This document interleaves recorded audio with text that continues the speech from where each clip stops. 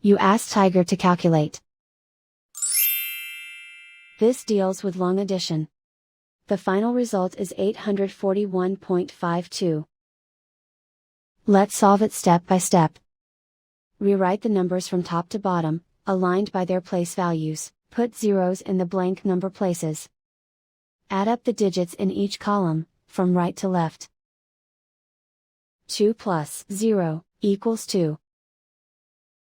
1 plus 4 equals 5. 5 plus 6 equals 11. Carry 1 to the tens place. 1 plus 2 plus 1 equals 4. Write 8 in the hundreds place.